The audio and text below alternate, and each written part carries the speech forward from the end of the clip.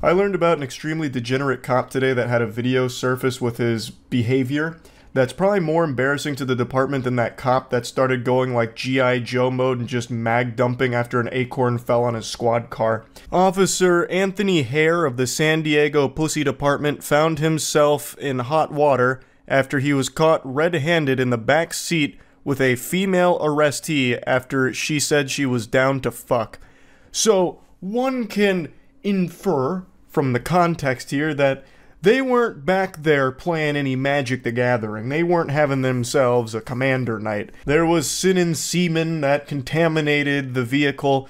He laid down more than justice that night.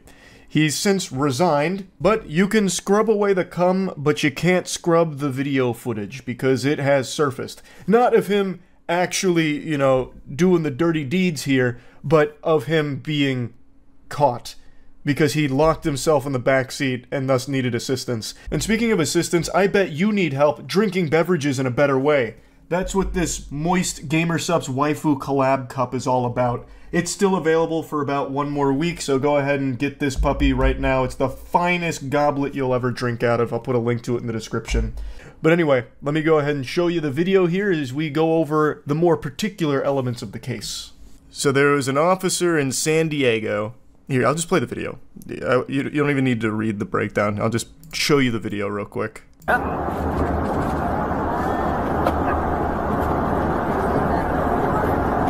you're not.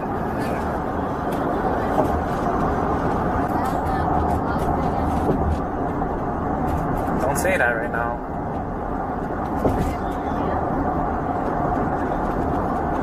I said don't say that right now because everything's being recorded right now. So this opened my eyes to a problem that I talked about a lot. That cops have full control over when they can stop recording something. So he mentions right there, this woman's like, I'm super down to fuck. And Anthony, he's pitching a tent. He's like, oh. And he's like, wait, don't say anything because this is still recording right now. He hasn't had a chance to turn it off. But he does. He does get that chance. What's going on?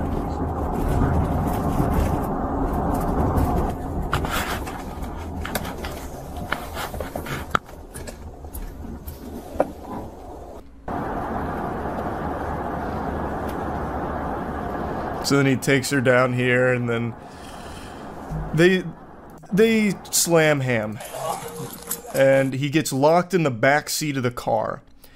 So he pulls over here. He and this woman, they do the hanky-panky in the back seat of the police cruiser, and Goober's stuck. So then another officer gets to the scene to free him.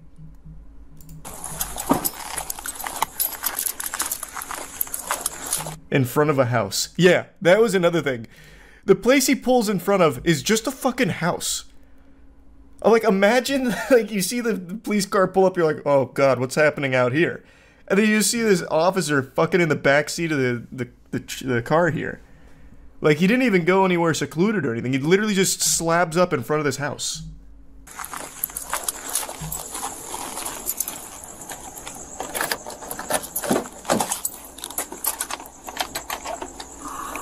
I also just learned a little, I guess a little hack here for police cars. You can open the back of the back door with that. That's a little trick. 114 yellow. What code for? Everything just went wrong. Okay, hold on. Let me turn my camera off. Isn't that fucking awful? She's code 4? Okay. Yeah, let me turn this off real quick. Wait, before you confess to all of the awful shit you just did right here, let me turn off my camera. So that way there's no evidence. You turned off your camera, right? Okay, good, just making sure. That's so dumb. If you can just turn it off whenever, it's so fucking stupid. Typically it was like, oh, the camera malfunctioned, but here it's just like, wait, let me turn this off. Like, what's the point? No, he got fired. Or resigned or whatever. His claim is that he was just checking on her and that everything went wrong. You can see him like saying like everything just went wrong. I was just being such a gentle sir. I went back there to make sure everything was okay. I moonlight as a gynecologist, and she was having a medical emergency with throbbing pussy syndrome, and I went back there, and one thing leads to another, I'm stuck in the back seat. And now you're probably getting the wrong idea about what happened here. It was totally professional.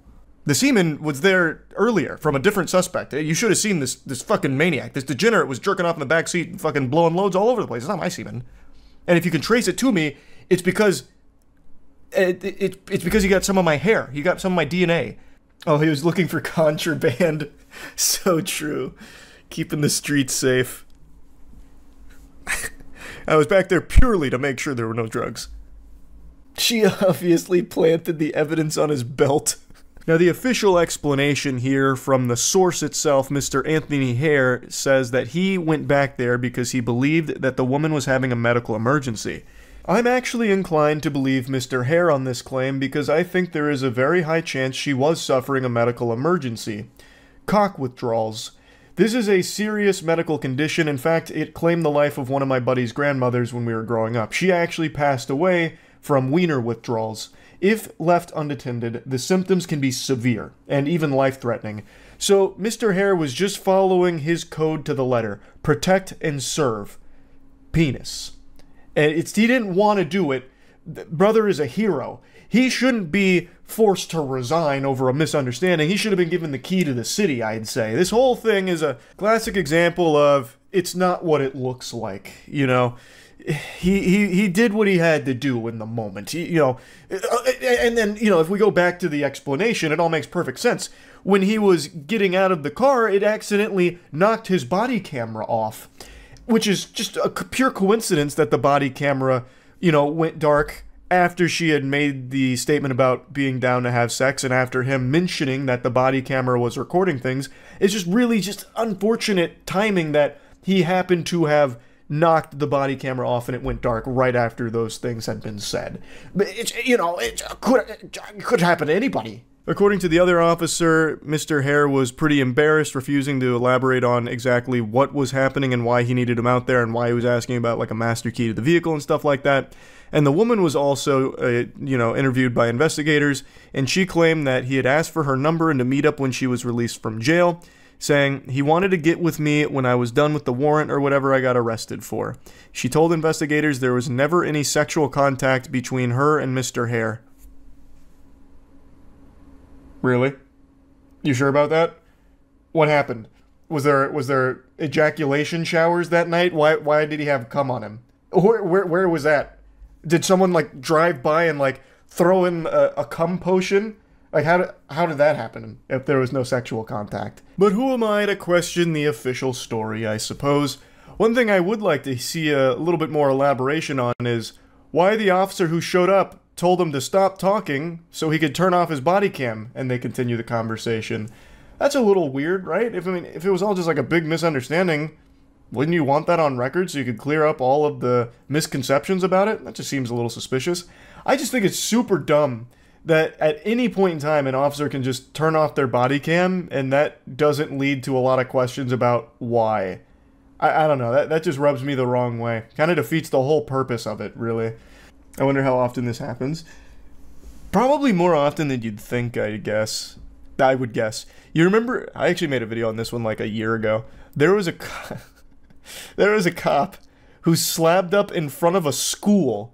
I think it was a high school, and had a woman come into his police cruiser so they could fucking clap cheeks, so that way they could steam ham together in the back seat of his police cruiser in front of the school, and then he would kick her out. So they were like having an affair, and they do it in front of a school. So it probably happens a lot. In general, is it illegal to have sex in a car? That's a really good question. I'm gonna Google it. Because I think it would count as like public indecency or something, right? Wouldn't it, if you got caught? But like you can have sex in a car in your garage or something. Like if it's on private property and not in public. Like I think you just have to be out of view of the public. Generally, it is illegal to have sex in public if a reasonable person believes that someone will see them. Therefore, if you do not have reasonable expectation of privacy and you decide to have sex in your car, you could be brought up on criminal charges. Yeah. So you can if it's not in public view. So somewhere private. Which makes sense.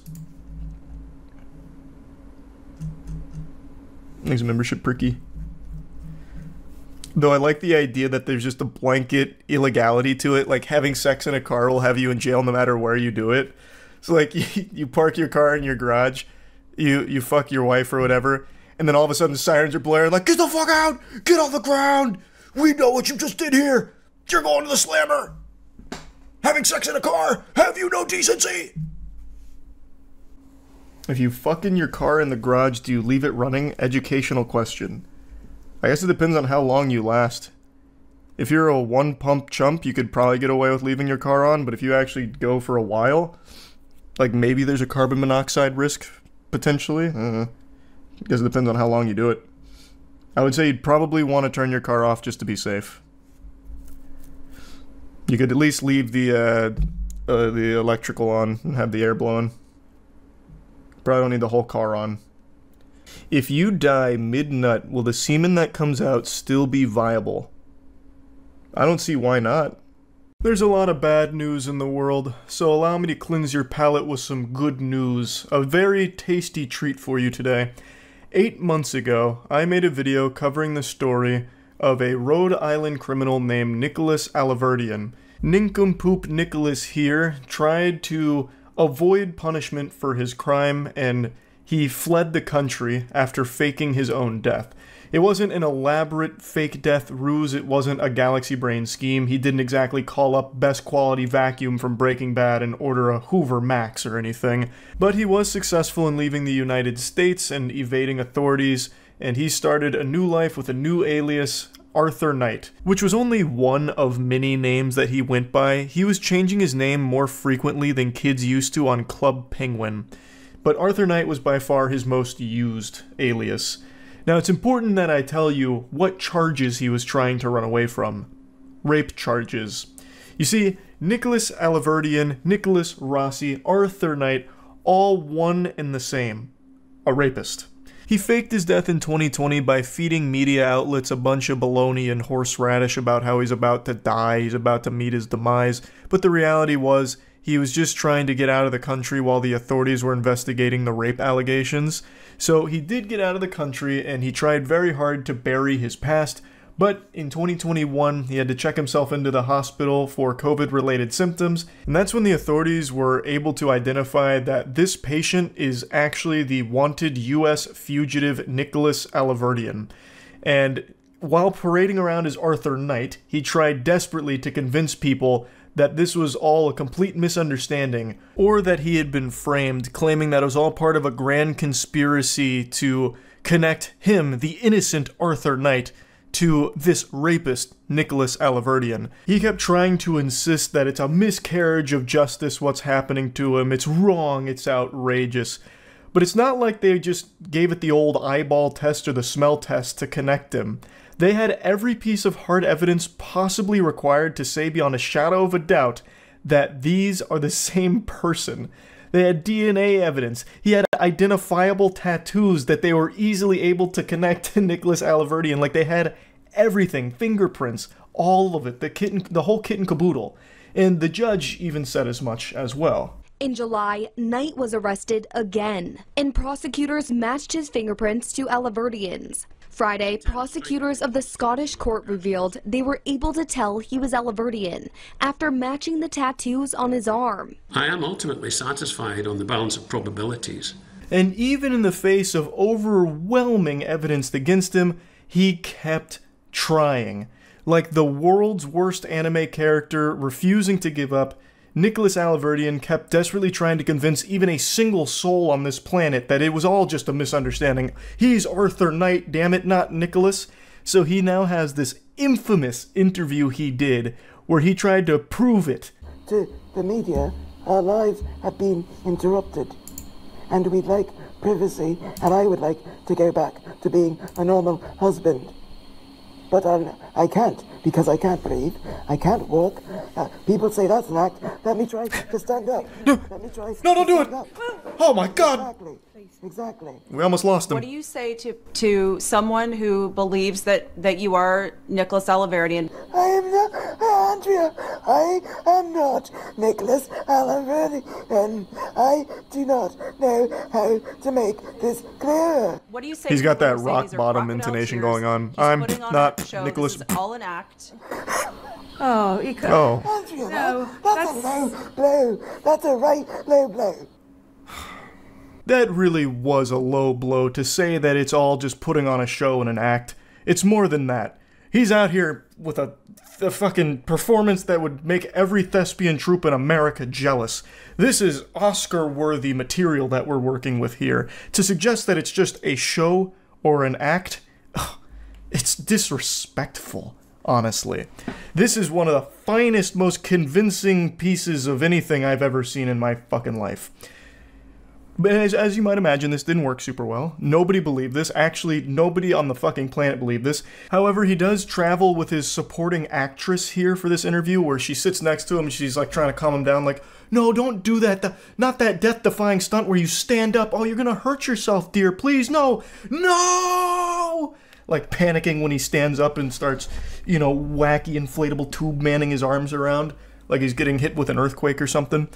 So he does have her traveling with him, I guess, to try and make it seem more credible, I guess.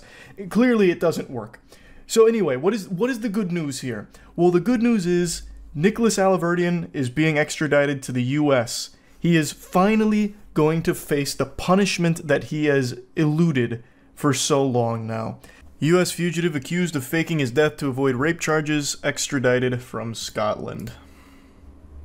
In case you don't know who this is, let me pull up his infamous interview where he tried to prove that he is not the rapist. So that little song and dance he tried to put on for the thespian troupe, it's coming from a very bad man. It's not exactly like, you know, some minor offense or anything that he's trying to weasel his way out of with that. The man known in the U.S. as Nicholas Rossi, whose legal name is Nicholas Alaverdian, is charged with sexually assaulting a former girlfriend in Utah in 2008. He also faces multiple complaints against him in Rhode Island for alleged domestic violence. Rossi was 36. Rossi, 36, was Utah bound on Friday and will stand trial in Utah County for felony rape charges. The man said he was framed by authorities who took his fingerprints while he was in a coma so they could connect him to Rossi. He repeatedly appeared in court in a wheelchair using an oxygen mask and speaking in less than convincing British accent. I'm glad they didn't just let it go. I'm glad that they did fight to get him back so that he could finally face punishment. I can't believe Arthur Knight could be slandered like this. I know, I'm as shocked as you are. Now, even amidst all of this, he still has the gall to continue to state that it's a case of mistaken identity and that he is an Irish orphan named Arthur Knight. That's his story, and he's sticking to it. Even though he is dead to rights with the overwhelming amount of concrete proof that he is Nicholas Alaverdian, he still keeps wiggling his finger saying, nope, that's not me. You got the case all wrong, Buster. I'm Arthur Knight. It is actually that scene out of SpongeBob with Man Ray and Patrick when he drops his wallet. I also just have to include this because it is so unbelievably outrageous. So again, he is sticking to his story that he is Arthur Knight. No ifs, ands, or buts about it. This is all just a big misunderstanding. A case of mistaken identity. And as I've stated, they have concrete proof that he is indeed Nicholas Alaverdian, one of them being his arm tattoos and fingerprints. So, Alaverdian, when confronted with this, talking about his distinctive arm tattoos and fingerprints that left no doubt about his real identity, he claimed that he testified that somebody inked those tattoos on his body while he was in a coma, hospitalized in Glasgow with COVID-19, and that a hospital staffer had taken his fingerprints and sent them to Utah. And as the article states, his testimony left the courtroom observers with mouths agape. It leaves my jaw on the floor too, that he would even try to say something like that. That is the most nonsensical story ever told. Let's just go ahead and play with that idea for a moment.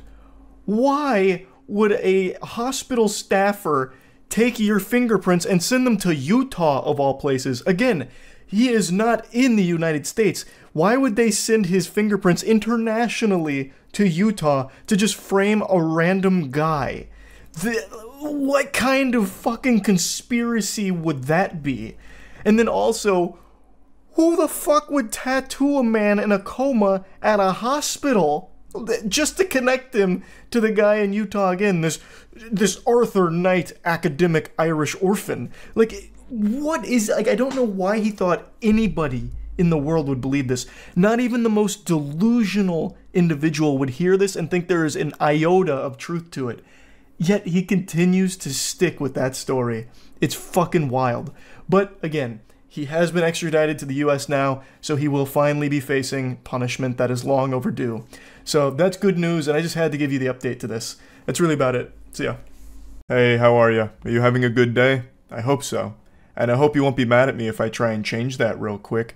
I want to put a very yucky TikTok creep on your radar, and it's someone I'm sure some of you have heard of over the last year or so. He's become a bit of an infamous boogeyman that a lot of people have talked about. Most notably, Oompaville made a whole video on him, kind of breaking down all of the awful degenerate shit he's done. He was actually quite popular. He had over 1 million followers on there. His initial account was called Snapshot Eye. He then had to make other ones in lieu of a lot of allegations that came out and a lot of information that went public. His real name is Paul Breach, which is fitting because he keeps breaching the restraining order parents have against him to protect the safety of their children online. I'm only kidding about that. I don't know if there's any actual restraining orders against him. Even if there were, it would mean nothing to him. You can't teach the breach. He's going to continue to flirt and act inappropriately with underage kids on TikTok. It's all he knows, damn it. So, Paul Breach is an alleged predator, but a confirmed creep. And I'm not here to just go over all of the allegations. There's quite a few videos that cover them extraordinarily well. The reason I'm talking about him is he's blowing up yet again thanks to a clip of his that just went viral. This is during one of his nightmarish TikTok lives. Oh, there's a plane crashed in Tanzania. Go flying into the lake. So he gets this tragic news and immediately goes right back into lip syncing and shit. Now keep in mind, this man is in his 40s. Now, I'm sure you didn't need me to tell you that. You can look at him and immediately deduce this isn't exactly a teenage boy here doing this cringe-ass lip-sync shit. Terrorists have infiltrated a local Burger King. Oh, jeez. And they're slitting the throat of the hostages. Jinkies. Hey, prayers to the families.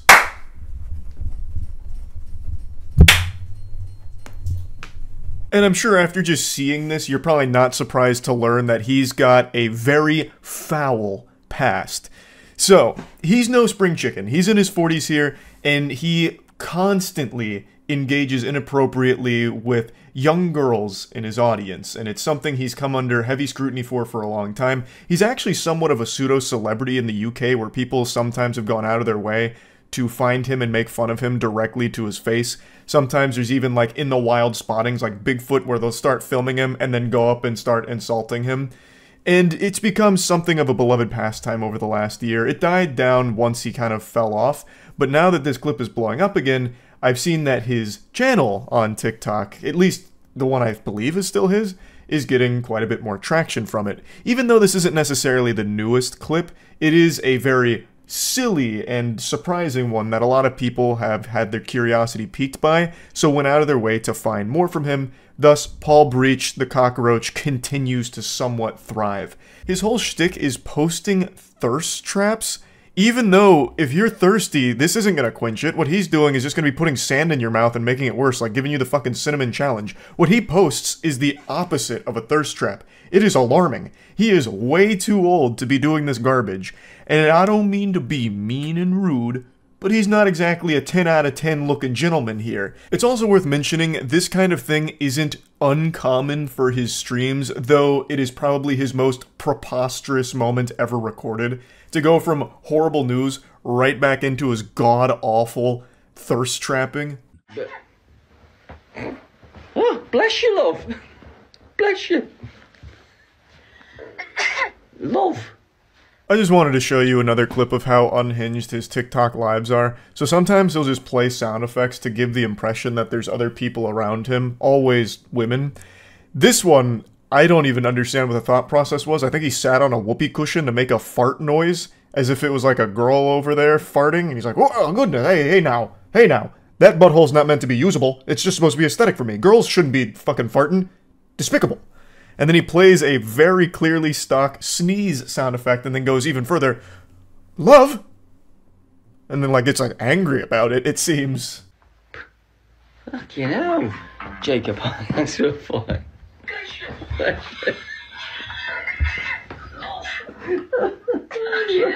So much. That is a fucking cracking impression of me, love. How you do that? It's actually one of the saddest goddamn things imaginable. To be so fucking lonely that you have to fake interaction around you on a TikTok live stream where people go there mainly to make fun of you, because by this point he had already become kind of like a TikTok spittoon for people to stop in and spit a loogie into.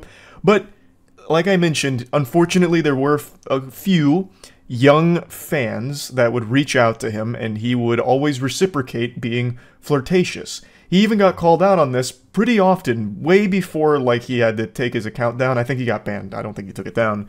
But there were always people taking notice of, like, Paul, why do you always just reply to, like, these really young girls? Why do you only talk to girls in the comments? Because it's only the girls that are commenting, and if it's a comment from a guy, I say hi. I don't know. Maybe because I'm dating them all and we're having babies. Only to the ones I'm married to, which is all of them.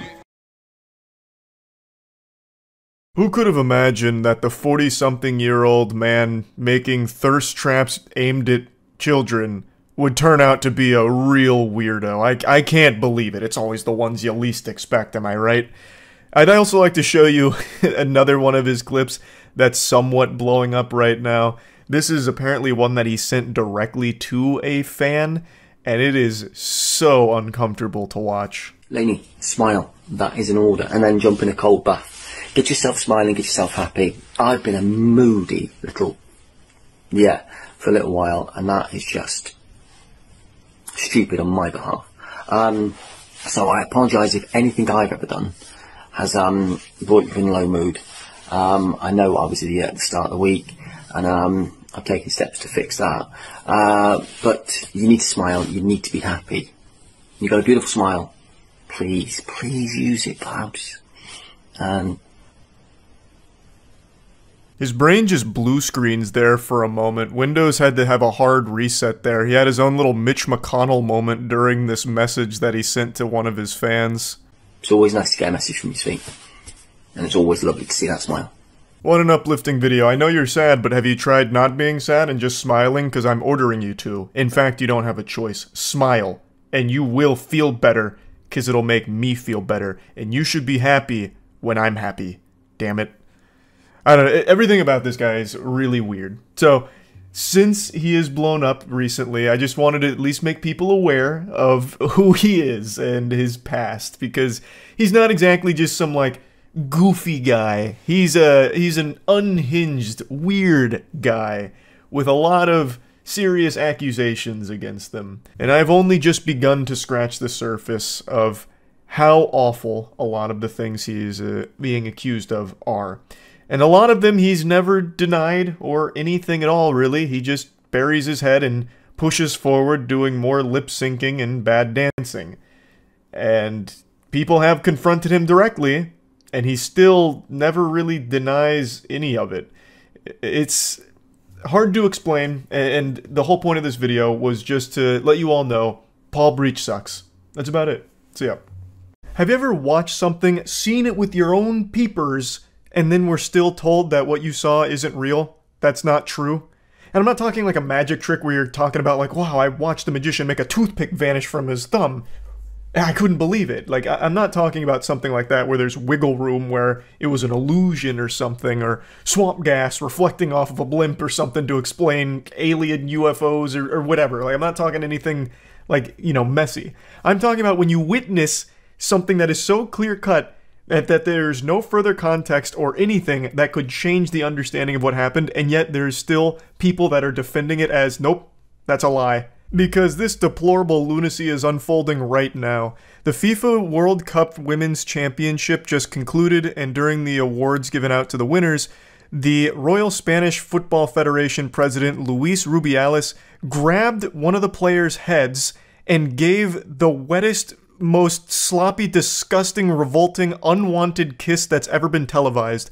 And it is, you can see the whole thing. It's a 5-second clip. All of it fits in 5 seconds. Every bit of context and everything. And you can see the kiss. It's clear as day. It's 4K footage. You know, this is the FIFA World Cup, so it's also probably got 360-degree coverage. You could probably watch this from 60,000 different angles. And yet, Luis Rubiales and his team of defense drones, fucking soulless husks, vampires that represent him, are claiming that it's actually all a lie. This is all just a bunch of baloney. This hoo-ha, this hooey, this nothing burger. This is a load of horseradish. Luis Rubiales is completely innocent. He did nothing wrong, and the truth will come out. The woman that he unconsensually kissed is named Ginny Hermoso, and she did speak about this. She said, "I did not like this incident. I felt vulnerable and a victim of an impulse-driven, sexist, out-of-place act without any consent on my part." And in response to that, the Royal Spanish Football Federation has stood by Luis Rubiales and apparently has even threatened legal action against Hermoso and others, which is a fucking unbelievably evil action to take. She was just up there collecting her award for being on the winning team of one of the biggest events you can imagine. And then out of nowhere, like a jump scare, this Cronenbergian horrifying freakazoid grabs her by the skull like Omni-Man about to crush Speedster's head in the first episode of Invincible, and then he just kisses her out of fucking nowhere. It's gross. Like, that is just a disgusting action to take. There's not really a defense to it. And yet, now she's being attacked, not only by Luis Rubiales and everyone that's defending him on the upper echelon of those elite weirdos, but also just a bunch of other people have come to his defense, like, it's not a big deal, what? It's just kissing her on the lips without her consent, who cares? I mean, that's fine. He was happy, she was happy, everyone was happy. It's a celebration, don't be so uptight. Don't be such a prude. Which I think is some delusional, alarming thought processes going on with that if you're trying to justify this action. No matter how excited you are, you can't just start kissing people without their consent and without warning. It's not a good thing. There's no justification for it, period. And in response to all this, FIFA actually banned Rubiales and the Spanish Football Federation from contacting her to preserve her fundamental rights following the kiss. And apparently, she'd even been asked to alleviate the pressure on Rubiales. The absolute gall to say that to her. "Listen here, miss. You've created a lot of problems for Luis Rubiales. You forced him to kiss you on the lips. You were sending all kinds of signals that he picked up on, and you basically ripped the tongue out of his mouth and shoved it down your throat on the big stage. This is your fault, and it's up to you to fix this." It's fucking craziness. Holy shit. Now, obviously, she's very upset about this situation, and everyone else is as well. So there have been some resignations until proper action is taken, because right now, he's getting a slap on the wrist. They want him to resign from his position following this scandal, which I think is a reasonable request, but instead he's just getting a little bit of a little vacation, basically, and that's about it. He's not facing real consequences for these actions, and also, this is not the first time Luis Rubiales has found himself in some really degenerate hot water. Apparently, he was even siphoning funds out of the Federation in order to spend them on orgies. This is a sexual deviant. This is a fucking bad person, and yet he still has this incredibly high position of power. It's mind-blowing. So I went over this on stream where I learned about it, so I'm going to show you those clips going through all of it. Now, I don't really want to take any risks here, so I'm not going to play the clip just because I know how FIFA can get when it comes to their broadcasts, so you can easily find it. It is an extremely short clip that has every single piece of context that could possibly be relevant to what happened here. So, grabs her head, kisses her. It's a pretty big kiss, and sends her on her way. Like, pats her on the back on the way by afterward, as if he did nothing wrong, which is crazy. Also, the defense of Rubiales stems from actual imagination, like legitimately just make-believe nonsense. So, a lot of the professional players are withdrawing. They're saying that they will not play again for the country until Rubiales is removed from his position. And the Federation is saying that they actually have an obligation to participate if they're called for it. Like, no, you can't do that, which is a scary thing to say. Why not just actually remove the problem, which is Rubiales, instead of punishing everyone else who wants to make sure that it's a safe environment for everyone? But anyway, their evidence is that there was a deleted statement from Hermoso who said that she was totally okay with it. And Rubiales gave a speech saying several times that he would not stand down and called it unjust campaigns and fake feminism. He called the kiss, which took place after Hermoso collected her winner's medal, mutual, and described the conversation in which he asked the athlete for a small peck and she consented. If you watch the clip, this is not a small peck, I don't think, by any stretch of the imagination. But anyway, she still came out and said, like, no, that is also just not true. She said that at no time did the conversation to which Mr. Luis Rubiales refers to in his address take place, and above all else, was his kiss ever consensual. She felt vulnerable and was not respected. So this is all just actual nonsense here from Rubiales and his team, it seems. I also don't know when this conversation would have even taken place. Like, how would they have even had a conversation about, hey, when you get on stage, let me grab your face and fucking kiss it, right?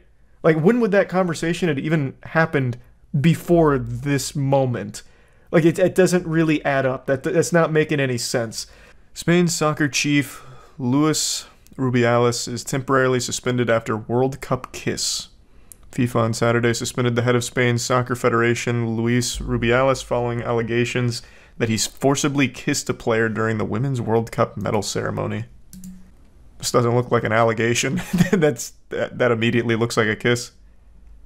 I understand you have to say allegation as a publication, but I mean, he blatantly grabs her head and then kisses her. The way he grabs her head, too, is so aggressive. He looks like one of those bodybuilders doing a feat of strength where they blow up a watermelon in their hands. Jesus. It was an unacceptable gesture, and Mr. Rubiales' apologies are not enough. They are not even suitable. Therefore, he must continue taking steps to clarify what we saw. We continue to ask for the resignation of the man who has harassed and assaulted a woman. His excuses are useless. This person must resign. Yeah, agreed. This guy seems like a fucking weirdo. Dangerous weirdo. Someone that does this is one of those guys that has that, like, fuck you money, that kind of power where they feel like they can do anything and face no consequences. And it looks like that seems to be the case since he hasn't resigned, nor been forced to. I have to apologize. There's no other option, right? And furthermore, learn from this and understand that when you're the president of an institution as important as this federation, you have to be more careful, especially in ceremonies. Rubiales has previously called those criticizing him idiots. What do you mean I can't kiss any woman I want without any level of consent or anything? What kind of world are we living in? Fucking woke mind virus? Can't grab a woman's head and fucking kiss her? Unbelievable. It was a mutual gesture that was totally spontaneous, prompted by the huge joy of winning a World Cup. The Prezi and I have a great relationship. His behavior with all of us has always been 10 out of 10, and this was a natural gesture of affection and gratitude. So is this the actual woman saying this? But didn't she also up here say that she didn't like it? In a live stream of the team celebrating their locker room after the game, Hermoso says, "I didn't like it." As she has apparently shown a video or photo of the kiss, she says, "What do I do? Look at me. Look at me." So why is she saying this down here? Relvo reports that Hermoso did not actually write or say that statement. Source, I fucking made it up. No, she said she loved it. In fact, she said she wants to start dating the president. This is how they're announcing their marriage. It's Spain, dude. They kiss as a hello and goodbye. Well, tell that to Hermoso and everyone else with eyes. I can't say I've ever seen a greeting or a goodbye like this, where you go up to someone, you grab their skull, and you fucking plant a mean smooch on it without them wanting any part of that and obviously being very upset about it. And it's usually on the cheeks. He's been suspended. It'll bar Rubiales from all soccer-related activities at both the national and international level for the next 90 days while a disciplinary committee reviews the incident. He fully trusts FIFA and reiterates that in this way he is given the opportunity to begin his defense so that the truth prevails and his complete innocence is proven. The Federation said in a statement, "What do you mean? I watched it. Was this a premeditated, calculated marketing play or something? Like, what do you mean? The truth. What the fuck? We could all see him do it. What in the world? You're missing vital context. She grabbed his wiener. What was he supposed to do? It was free pizza. He didn't fuck her, she fucked him." This is an outrageous defense. Like, there's not like more context. It's a 5-second clip and all of it happens within that 5 seconds. On Friday, the players from the Spanish national women's soccer team vowed to not play again until Rubiales and the other leaders stepped down. Oh, Jesus. That's pretty big.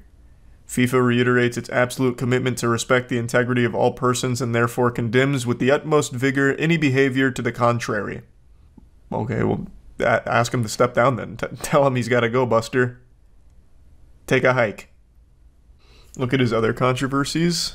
Is this something he's known for? A serial smoocher. Spanish football boss caught grabbing his crotch next to Queen and her underage daughter during his scandalous World Cup celebrations. What the fuck? He also apparently used the Federation's money for an orgy. Oh my god, I've got to look that up. If I just type in Luis Rubiales orgy, will it come up? Yes, it did. Luis Rubiales accused of hosting orgies with money from Spanish Football Federation. What? How did he get to keep his job from this? He used the Federation's money for orgies, and they're like, yeah, that's alright. Is he just the only one that's super open about it? Do they all use it for orgies? Luis Rubiales' name is increasingly being associated with scandal. This is in 2022, by the way. The president of the Spanish Football Federation was earlier forced to defend himself against the accusations of corruption in collaboration with Gerard Piqué, and now the anti-corruption department is investigating him again. According to El Mundo, Rubiales has been accused of hosting private parties at a chalet in the region of Granada. He used Federation money to fund these parties at which 8 to 10 young girls would arrive at the chalet. They were expensed under the pretense of work event at which the closest members of his team were present. The accusing party is Juan Rubiales, his uncle and former chief of staff. Juan also headed his campaign for the presidency of the RFEF before he was sacked in 2022. Among the statements, he accused his nephew of hiring private investigators to follow head of Spanish Players Association David Aganzo and telling him that he needed to find a way of getting money out of the Federation. Why wouldn't they care about that? How does he keep his job? Because they were invited. Oh, good point. It's been a pretty wild last couple of years for Roblox, with a lot of information being exposed about some very bad people in the community that have done some awful things, as well as even Roblox themselves putting on the clown suit and doing some absolute dumb, awful ideas, such as suing a YouTuber for $1.6 million, which ended up being a giant nothing burger and a huge mistake on their part. They just ended up looking really silly and stupid in that case, and really, Roblox has been kind of like Gotham City recently, with the amount of terrible shit going on and actual crime. I'm not exaggerating, real crime, and that's what I want to talk about today. Ruben Sim, the YouTuber that was being sued for $1.6 million, but walked away with a huge dub, has still been fighting the good fight against some predators in the Roblox developer community, and one of them is now looking at potentially 2 life sentences. So huge hats off to Ruben for helping make this happen. The FBI did step in and make the arrest after conducting their own thorough investigation on that same individual, and hopefully all of that goes well in court and is sentenced properly, because this shit is downright deplorable. And Ruben Sim also highlights all of the floundering that Roblox did when handling this. They didn't take any of this seriously. This was an open pedophile who was preying on minors in the community, saying terrible, awful shit, doing terrible things, and Roblox themselves did nothing to stop it, and it eventually culminated in this individual getting a 15-year-old girl into a stranger's Uber, going 700 miles across the country to meet him at his apartment, and authorities busting in shortly after since they were closely monitoring this guy. Overall, absolute dog shit handling of this case by Roblox. They did nothing to protect the children that use their service, and it is mostly children. They did nothing when confronted with this information about a pedophile who had an extremely popular game on their platform and was using that level of fame to actively prey on minors. They did nothing really to stop it. Ruben took it into his own hands and worked with other members of the community in order to try and get this individual held accountable and taken off of the platform. So great shit all around from Ruben. Definitely go show him some love. His channel link is in the description of this video. And now I'm just going to show you some of the video he made talking about all of this and going over it from top to bottom. A Roblox dev got arrested by the FBI? What, today? As in Ruben Sim's new video. But did it happen today, or is he covering the... Because I know one dev got arrested quite some time ago. So is this a new one? The arrest happened a few days ago. Oh, shit. Because there was a former dev that did get arrested. But that wasn't, like, super recent. When I first learned about Arnold, I only knew him by his online aliases. He named himself Shedletsky, after one of Roblox's founders, John Shedletsky, and liked convincing people that he was his brother. Seems legit, right? Let me see. Can you prove you're actually Shedletsky's brother? No, it would require effort. Couldn't care less about doing effort. Just got done doing the most complicated physics you'll ever see in Roblox. So any more effort can suck my dick. What? What? Is this the physics? He sent a screenshot of, what, a Chaos Emerald or something? Like, what is this supposed to fucking be? This weird little sapphire. That does look like the most complicated physics I have ever seen in my life, though. It's sonic spin dashing. Over the span of 5 years, Arnold went from being one of Roblox's highest paid developers to being indicted on 2 felonies, facing 2 life sentences and $500,000 in fines. Holy shit. From what I understand, all of this started in 2017. Arnold was in the early stages of creating a Sonic the Hedgehog spin-off game called Sonic Simulator. Oh my god, it actually was sonic spin dashing, wasn't it? This is a callback to something a while ago. Is this that YouTube channel that was like an open pedophile? Spin-off game called Sonic Simulator. Here's a video from his YouTube channel showing... That guy also made Sonic games though, which is fucking wild. The guy that was like openly admitted to being a pedophile. Got 90 million visits. It was well monetized, fully voiced, and it had a decently sized community. And that's where the problems began. It was pretty common knowledge that these jokes were being made in my community. Maybe not to the extent it actually occurred, Jesus Christ. but definitely known. So far as to the point where I was known as the old man with kids in his basement. We'll come back to this video later. Are you sure that's someone different? Because I feel like we heard that. Are these 2 different people? No, this is a brand new video. I definitely haven't seen this. Here, I'll just pull up what I'm talking about, so that way we can immediately compare. I don't know why I'm asking the fucking chat, who half the time suffers from short-term memory loss anyway. I think it was called the Andrew Files that did the deep dive. Is this the one I'm thinking? No, actually, it was, this was something different. It was, oh, God. There's been so many goddamn Roblox predators. What? My God. People make games. Thank you. That was the one. I couldn't remember the full video on that. Yeah, people make games. The Roblox pressured us to delete our video. Content one? They covered someone in here that I think is the same guy that we're talking about right now, who's facing the 2 life sentences. Yeah, responding to the document allegations. Okay, so then this is someone we learned about. I really thought it was familiar. Yeah, because of the Jeter Man YouTube channel. Apologizing for the things I've said. Yeah. I know I shouldn't have said those things regardless of the context. Moving forward, I will not have this behavior. Okay. So this guy finally got justice delivered then from the sound of things here. You're the reason I'm going to end up behind bars. Wow, that one aged well. These are just a few of the messages Arnold he wasn't wrong. Girl, and she wasn't the only one. My sense of humor has always been very harsh. Dark humor, if you will. Oh, and while it doesn't excuse my behavior, it does reveal that I had no intention on moving on any of the things I said. I can just hear the fedora in his voice. Right now he's got a pinky up as he's saying these things. Ugh. Christ. By the way, Arnold uses a voice changer to make his voice sound deeper. Here's what he actually sounds like. What? Moving forward, I will not have this behavior. This shouldn't have been a joke in the first place. He was very careful with what he said because he knows not to step over the fine line of joking around. Yeah, that's the impression I got from seeing these messages. Yeah. That seems like a guy who's... He knows where to tap dance on the line between right and wrong when it comes to jokes. Interesting. Obviously, the DMs that were exchanged between Jaden and the victims were not okay. Also, there's nothing quite like calling minors to prove you're not a pedophile. Quite the big brain strategy. No, look, I'm not a pedophile. Here's a 17-year-old on my payroll who can say such. Towards the end of the video, he shifts the blame onto the 12-year-old and calls her an attention seeker. First things first.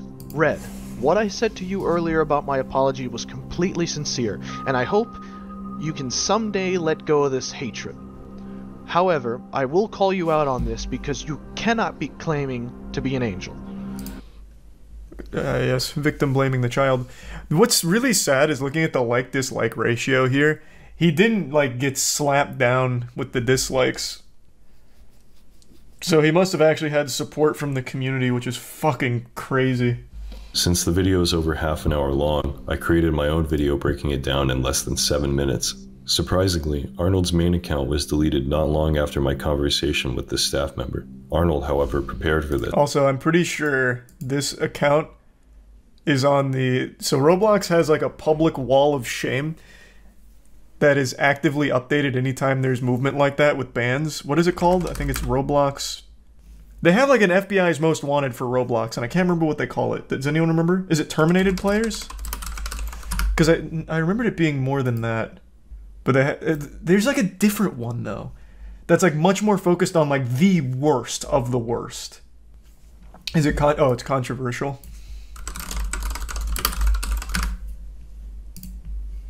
Here it is. Thanks. Yeah. You have like a mugshot and then why they're controversial. Surely he would be here, I would think. Or maybe this is like too extreme for even the controversial wanted board. On September 9th, 2021, his account was terminated for swearing in front of a Roblox intern using voice chat on one of his alternative accounts. And he's earned his place in the Hall of Evil of Roblox. So yeah, perhaps like actual pedophilia and shit is a little too extreme to be on this wiki. I think that makes sense. If DevRel really wanted to protect their users, they'd have deleted his game and curbed his Roblox income. Roblox's bottom line depends on parents trusting the company with their kids' safety, and that's not going to happen if this is the response to child predators. Very true, but I think one thing Ruben misunderstands is parents don't even care if the shit's safe for their kids. They just need something to distract them. So much parenting these days is just placing a fucking iPad in front of them and letting them go unmonitored on the internet, unsupervised, and then getting mad if something happens and blaming the companies for it. That's just the most fucking common parenting technique at this point. I don't even think they care if Roblox is necessarily safe as long as it doesn't cost them money somehow or cause some kind of issue.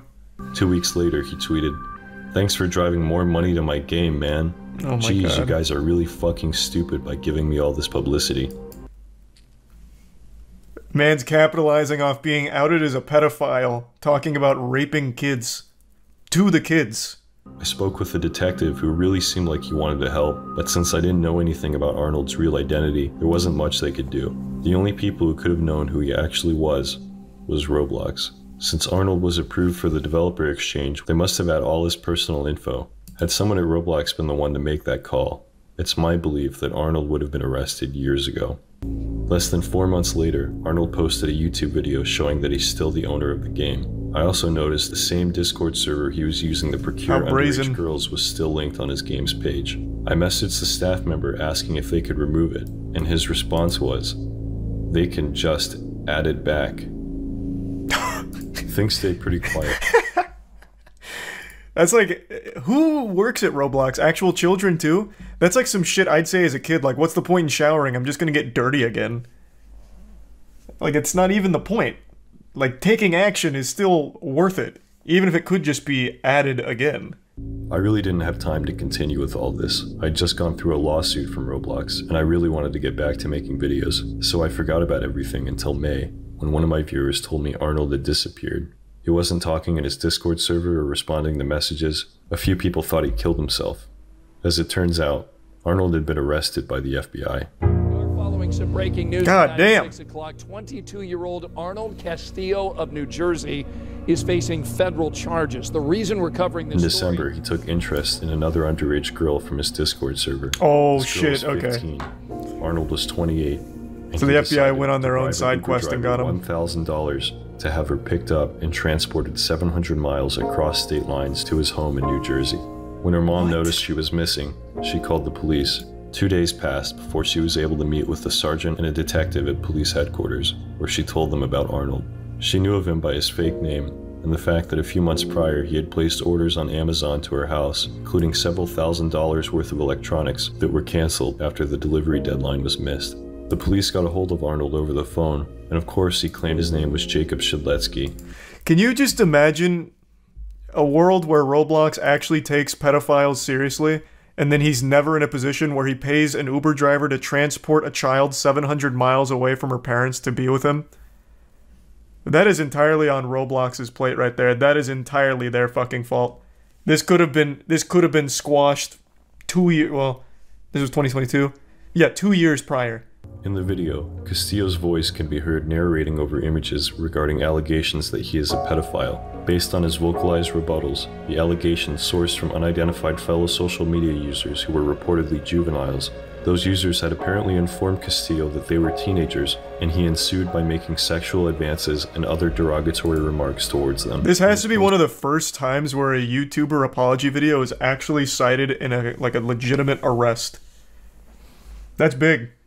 Dr. Rofatnik really fucked Arnold Castillo here by making that apology video with the deep voice modulator. When I learned about all this, I called my local police back and asked them to forward the info I gave them to the FBI. Arnold has since pled not guilty, and his trial is scheduled for November 7th. He'll take a plea deal. No doubt in my mind. He's not going to try and fight it. With the overwhelming evidence and a physical sting operation that observed a minor going into his apartment after being reported as missing, and then the $1,000 bribe to the Uber driver to bring them there, and the getting all of his messages, no shot. He's going to take a plea deal. Really fumbled that one there, huh, Roblox? This is still all supposed. Well, he's not found guilty on it yet, I suppose. So yeah, I suppose the right word is alleged. But he has himself confirmed all of the things he said to minors, even blamed them for attention seeking by bringing it up. And then the goddamn FBI investigated and caught physical evidence, watched a minor go into his apartment after the whole missing persons report on a child. It's pretty solid evidence, I would say. I think we can at least surmise with a high level of confidence that not guilty is probably not the right word here. God damn. That is actually crazy. Good shit, Ruben. Ruben is actually like the Batman of Roblox. Even though he wasn't the one that ended up leading to the arrest of the Predator, I still think his information is going to be integral to the case. They found the apology video on their own, but Ruben compiled like all other relevant information to forward to them. So now this guy's facing 2 life sentences, right? Is that what it was? Yeah, 2 life sentences. And this could have all been avoided. Well, this guy was a pedophile before Roblox, but the actual victim going there in person could have been avoided had Roblox just done the bare minimum of taking a pedophile seriously. At the very least, he has been caught, which is more than we can say for the other predators from Roblox that we learned about over the last year or so. I think now is the easiest time in history to be a parent.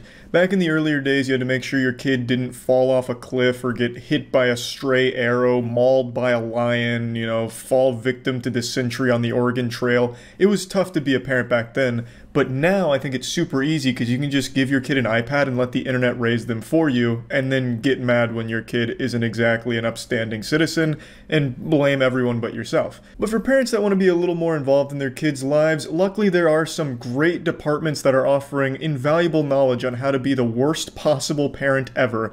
This is coming from the OC Sheriff, who posted this tweet. Do you know how to properly search your child's room? If not, stick around for our first episode of #ParentAware with Sergeant Gunsley. I think there is a 0% chance this guy's name is actually Gunsley. This has to be an alias. It's too fitting. Fucking Sergeant Gunsley? What are you gonna tell me next? That ParentAware episode 2 is hosted by Bill Bazooka? Fucking Paul Danger? Like, goddamn. I'm Sergeant Brian Gunsley with the Orange County Sheriff's Department, and today I'm going to show you how to search your child's room. The first step is to remove the child, or the teenager in this case, from the room.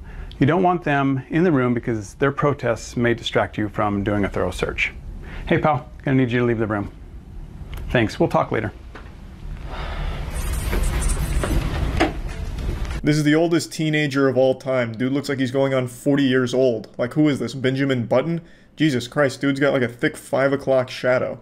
I like how he's immediately treating his son like a criminal, like, hey pal, I'm gonna need you to get the fuck out of here. I'm surprised he didn't like kick down the door, weapon drawn, like, get on the ground, I'm searching the room. And he just tases him anyway, just for the sake of it. Like, you're not gonna interrupt. It's important to search your child's room every once in a while, like I would say about every 6 months. Unless you suspect that they're using drugs or alcohol, then you're gonna wanna do it more often. He treats his household like it's boot camp. Alright, champ, it's time for your weekly room inspection. Go report to Corporal Hollow Point and give me 500 push-ups before you eat your green bean casserole. So I don't think I need to explain to you why doing this is a horrible violation of your kid's privacy and is absolutely going to lead to a lot of problems in your relationship with your family. But I think I'll explain it anyway. Anyone who's ever been a kid, which I'm assuming is everyone except this guy, I guess was just created in a lab to be the most generic NPC police officer ever. Fucking Captain America over here, never had a childhood. Anyone who did knows how awful it feels to think that your parents don't trust you. It makes you not trust them, and it makes you resent them. So what I recommend is to start searching from top to bottom and then left to right. So here I would start searching in this plant, and then go across to the right, and then we'll search into whatever containers that are here. I always want to look inside the containers and inspect things thoroughly. See, here we have a container with, looks like a place for someone to hide something, so I'm going to hang on to that. Certainly want to talk about that in a little bit. What a weird item of interest. It's just an empty bottle. Like, that's super normal. What do you mean you're going to have a talk with them about that? What is that conversation going to look like? Come here, son. Look, I found it. That empty bottle of vitamin gummies. Bet you're using it to store drugs, aren't you? You break my heart. I raise you better than this. Get out of my house. When it comes to books, you just want to search through all the pages and just see if you see anything. Here we have a picture, it looks like, of a child with a gun to their head. This may indicate that they're thinking about committing suicide. So that's something that we want to talk about with our child. Yeah, that sounds about par for the course. If my dad was like this, I'd probably have stick figure drawings of a gun to my head as well. If you're the kind of parent that's actually going to follow this advice and routinely kick their kids out of their room so you can thoroughly search it like you're looking for a fucking treasure map, you should go in expecting something like this, some cries for help to let you know that they're miserable. I also really like the background music here, the royalty-free Facebook shit. Really helps elevate the tutorial. So here we have something. This looks like a scale of some sort.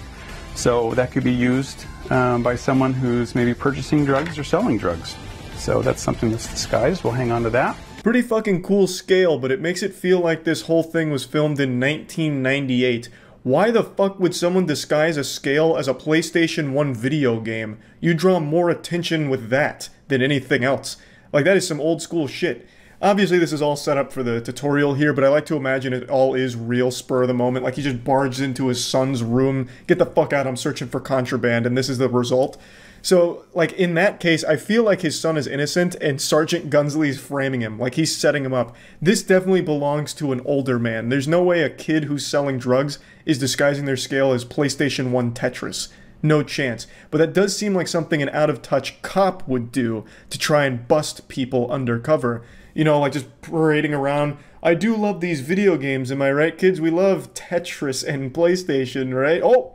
Heroin just fell out. That's super weird. No one's a cop here, right? Like, you guys wouldn't want to buy this, would you? Looks like a container of some sort. Let me see what's inside. We have hidden in here, we have some, looks like marijuana. So I am going to hang on to this. We're going to have a little talk about that. Some teens use this to get high. They can use this as a huffing device. So if you have dust off or any type of computer duster in the room, we want to remove that because that could be used as something dangerous and that could be deadly. Imagine Sergeant Gunsley just hits a mean whippet on camera. Kids use this to get high, and so do I. That'd be fucking great. Now this is the first thing he's done that seems reasonable to me. You know, keyboard cleaner is very dangerous. You don't want that anywhere around your kids. And I just don't think he went far enough because there's a window right there. That's extremely dangerous. His kid at any moment could throw himself through that window and kill himself. So I think he needed to put some bars on the window to keep them safe and maybe even pad the walls a little bit because we don't want him to like hit the wall kind of hard and hurt himself. Just, I think we should start taking a little more inspiration from the isolation units at prison in order to keep our kids safe. If your first thought upon going into your kid's room and seeing keyboard cleaner is, oh my god, they must be using this to get high, then you have already utterly failed as a parent and something has gone awry.